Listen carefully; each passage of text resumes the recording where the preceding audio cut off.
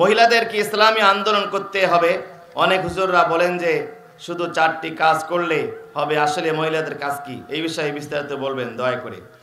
আমি বলি, ইসলামের ইতিহাসে রাসূলুল্লাহ সাল্লাল্লাহু আলাইহি ওয়াসাল্লাম মসজিদে নববীতে খন্দকের যুদ্ধে মুআজ বিন জাবাল রাদিয়াল্লাহু তাআলা অসুস্থ হয়েছিলেন, তার মাথা তিনি আঘাতপ্রাপ্ত হয়েছিলেন। রাসূলুল্লাহ একজন মহিলা সাহাবী যার নাম হচ্ছে রুফাইদা রাদিয়াল্লাহু তাআলা আনহা, এই চিকিৎসা কেন্দ্রের নার্স হিসাবে, সেবিকা হিসাবে রুফাইদা রাদিয়াল্লাহু তাআলা আনহাকে নিযুক্ত করেছিলেন। বলেন না সুবহানাল্লাহ। এবার বলেন তো, যে হুজুররা শুধু 4 কাজের কথা বলে, এই 4 কাজের বাইরে এই কাজটা আছে না নাই? কথা বলেন আছে না নাই? আমি বলি, ইসলামী আন্দোলনকে যদি একটা বট বৃক্ষ ধরা হয়, একটা গাছ ধরা হয়, তাহলে এই গাছের মূল হচ্ছে মহিলারা। এই গাছকে ফুলে ফলে সুশোভিত করেছে আমার মহিলা মা এবং বোনেরা।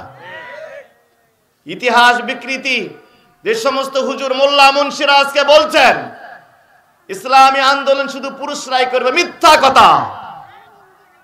ইসলামী আন্দোলনের প্রথম শহীদ হচ্ছেন সুমাইয়া রাদিয়াল্লাহু তাআলা আনহা। কথা বলেন ঠিক কি না? ইসলাম গ্রহণ প্রথম কোন পুরুষ মানুষ করে নাই। ইসলামী আন্দোলন প্রথম শুরু করেছেন খাদিজাতুল কুবরা রাদিয়াল্লাহু তাআলা আনহা। ইসলামী আন্দোলন শুরু করেছেন আসিয়া আলাইহাস সালাম। ইসলামী আন্দোলন করেছেন মারিয়াম আলাইহাস সালাম। ইসলামী আন্দোলনে অন্যতম পথ জুগিয়েছেন হাজেরা এবং বিবি সারা আলাইহিমাস সালাম। কথা বলেন ঠিক কি না? সুতরাং আমার মহিলা মা বোনদেরকে মিসগাইড করা হচ্ছে, তাদেরকে মিস ইনফরমেশন দেওয়া হচ্ছে। মিথ্যা প্রলোভনে আপনারা গা ভাসিয়ে দেবেন না। ইসলামের যাবতীয় কল্যাণমূলক অধিকাংশ কাজ করেছেন মহিলা সাহাবীরা। মহিলাদের মাধ্যমে ইসলাম রাস্তা খুঁজে পেয়েছে, ইসলামের পথ অনেক এগিয়ে এসেছে। কথা বলেন ঠিক কিনা? আমার মহিলা মা বোনদের একটা কথা বলতে চাই, মনে রাখবেন, সন্তানের জান্নাত হচ্ছে তার মায়ের পায়ের নিচে, আর স্ত্রীর জান্নাত হচ্ছে তার স্বামীর পায়ের নিচে।